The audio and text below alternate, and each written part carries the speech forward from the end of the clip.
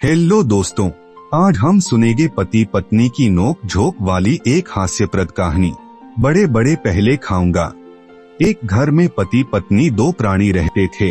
पति का नाम था बैठकमल और पत्नी को लोग केसरिया कहकर पुकारते थे। उनके पास थोड़ी सी जमीन थी। दोनों खाते कमाते मौज उड़ाते थे। एक दिन की बात है कि केसरिया ने नहा धोकर तरह तरह के पकवान बनाए। बैठकमल खेत जोतने गए थे। दोपहर के बाद घर पहुँचे तो नाना प्रकार के पकवानों की खुशबू उनकी नाक में पहुँची। आहा, आज तो मजा आएगा सोचकर स्नान ध्यान किया और केसरिया से खाने की मांग की। देर तक केसरिया ने कुछ सुना ही नहीं। बैठकमल को मूंछों पर ताव देते हुए काफी समय इंतजार करना पड़ा। बोले, अरे अब कितनी देर है, यहाँ तो भूख के मारे पेट पिचका जा रहा है। केसरिया तुनक कर बोली, तुम्हें तो बच्चों की तरह पेट को पीटने की आदत हो गई है। देखते नहीं पूजा कर रही हूँ। बैठकमल झल्ला उठा। बोला, पेट पीटने की बात करती हो? मालूम नहीं कितना काम करके आया हूँ। इतनी देर तुम्हें हल जोतना पड़े तो पता चले। क्या पता चलेगा? केसरिया उछल पड़ी। सुबह 4 बजे से चक्की पीसने बैठती हूँ। उसके बाद घर के दूसरे काम करने पड़ते हैं। घर पर रहकर तुम्हें यह सब करना पड़े तो दूसरे दिन भागते नजर आओगे। बैठकमल बोला, अरे चक्की पीसती हो तो कौन सा तीर मारती हो? जरा भर आटा पीसती हो, जबकि यहाँ हल की नोक से 10-10 बीघा जमीन को उलटना पड़ता है। इस बार केसरिया को हार माननी पड़ी। बोली, मर्द जात हो न, मानोगे नहीं। चलो मैं हारी और तुम जीते।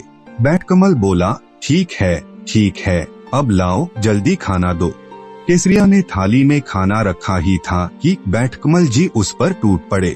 खीर, पूरियां और तरह तरह के पकवानों पर हाथ साफ करने के बाद मालपुए का नंबर आया। बैठकमल बड़े बड़े मालपुए चुनकर खाने लगा। अभी वह 2-4 ही खा सका था कि केसरिया ने थाली खींच ली। बोली, बड़े बड़े कल काम आएंगे, आज तुम छोटे छोटे खा लो। वाह, यह कैसे हो सकता है? मैं तो बड़े बड़े ही पहले खाऊंगा। केसरिया तुनक उठी और बोली, फिर वही बच्चों वाली जिद। बैठकमल भी ऐंठ गए और बोले, लेकिन तुम ही क्यों बुढ़ियों वाली हठ करती हो? दोनों मालपुए से भरी थाली को अपनी अपनी तरफ खींचने लगे। देर तक उनमें खींचतान चलती रही। आखिर बैठकमल से न रहा गया। बोला, नहीं मानोगी? क्यों नहीं? तो छोड़ दो थाली, एक शर्त पर। शर्त वर्त कुछ नहीं, तुम थाली छोड़ दो। बिना शर्त में थाली नहीं छोड़ूंगी। बैठकमल का पारा बढ़ गया। बोला, मैं कहता हूँ थाली छोड़ दे, वरना क्या करोगे? केसरिया ने पूछा। मैं मर जाऊंगा। तो मर जाओ, मैं कब इनकार करती हूँ। अब क्या था? बैठकमल जी वहीं लेट गए और सांस रोककर आंखों की पुतलियों को फेर लिया। पति के ऐसे पाखंडों से केसरिया परिचित थी। उसने बैठकमल के ऊपर सफेद चादर डालकर उसे सुला दिया और मालपुए की थाली को अच्छी तरह ढक कर रख दिया। इसी समय उनका पड़ोसी वहां आया। गुस्से में भरी हुई केसरिया चूल्हे के पास चुप बैठी थी। पूछने पर उसने जब कोई उत्तर न दिया तो पड़ोसी ने जाकर बैठकमल की चादर खींच ली। उसे क्या मालूम था कि बैठकमल मरने का बहाना किए पड़ा है। देखते ही उसकी चीख निकल गई। उसे मरा जान पड़ोसी ने शोर मचा दिया। रसोई से निकलकर केसरिया ने पड़ोसी को बताया कि इन्हें कुछ नहीं हुआ है, तुम अपने घर जाओ। सुनकर पड़ोसी को आश्चर्य हुआ। वह केसरिया को झिड़कते हुए बोला, तुम्हें बिल्कुल तमीज नहीं है। आदमी मरा पड़ा है और तुम कहती हो कि कुछ नहीं हुआ। इतने में सारा मोहल्ला जमा हो गया। कुछ ही देर के अंदर बैठकमल के मरने की खबर दूर दूर तक फैल गई। बेचारी केसरिया परेशान हो गई।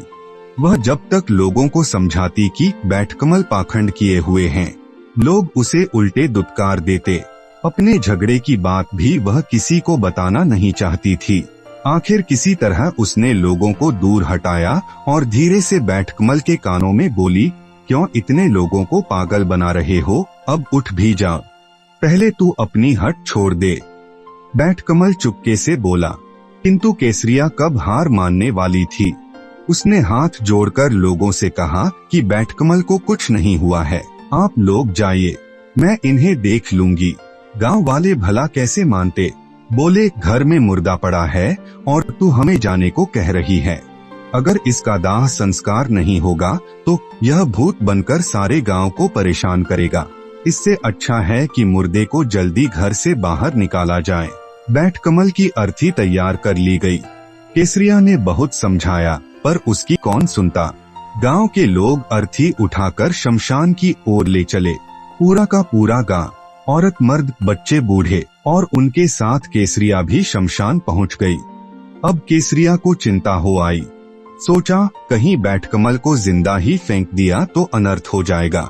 वह लोगों से बोली कि एक बार मुझे अपने पति के दर्शन कर लेने दो। लोग केसरिया को पागल ही समझ रहे थे। बैठकमल की चिता तैयार की गई। अर्थी को चिता पर रख उन्होंने केसरिया से अंतिम दर्शन करने को कहा। केसरिया लपक कर चिता पर जा चढ़ी। बैठकमल के मुंह से कफन उठाया और चुपके से उसके कान के पास अपना मुंह ले जाकर बोली, क्यों जान देने की ठानी है? चलो मैं हार मान लेती हूँ, तुम जीत गए, बड़े बड़े ही पहले खा लेना।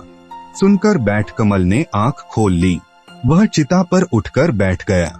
देखते ही देखते उसने अपने को संभाला और चिता से उछलकर लोगों के बीच आ खड़ा हुआ। उसके मुंह से बार बार एक ही वाक्य निकल रहा था, बड़े बड़े पहले खाऊंगा, छोटे छोटे पीछे, बड़े बड़े पहले खाऊंगा, छोटे छोटे पीछे। सुनकर तो लोगों में भगड़ मच गई। सभी को लगा बैठकमल भूत बन गया है, वह सबको खा जाना चाहता है। गांव के बूढ़े बच्चे, औरत मर्द सभी अपनी जान बचाते भाग निकले। देखते देखते मैदान खाली हो गया, किंतु बैठकमल को किसी की परवाह न थी। वह उसी तरह उछलता कूदता छलांगे मारता हुआ गांव में आ पहुंचा। उसे गांव में आया देख लोग अपने अपने घरों के अंदर दुबक गए। बड़े बड़े पहले खा जाऊं, छोटे छोटे पीछे, कहता हुआ वह अपने घर में घुसा और मालपुओं पर टूट पड़ा। देखते देखते उसने परात खाली कर दी। अगले दिन गांव के लोगों को जब उनकी इस शरारत का पता चला तो उन्होंने मिलकर केसरिया और बैठकमल की खूब पिटाई की और उन्हें गांव से बाहर निकाल दिया। आपको ये कहानी कैसी लगी नीचे कमेंट करके हमें जरूर बताइएगा। अगर आपको ये कहानी पसंद आई हो तो अपने दोस्तों के साथ जरूर शेयर करें और ऐसी ही प्यारी कहानियाँ सुनने के लिए हमारे YouTube चैनल को सब्सक्राइब करें। धन्यवाद।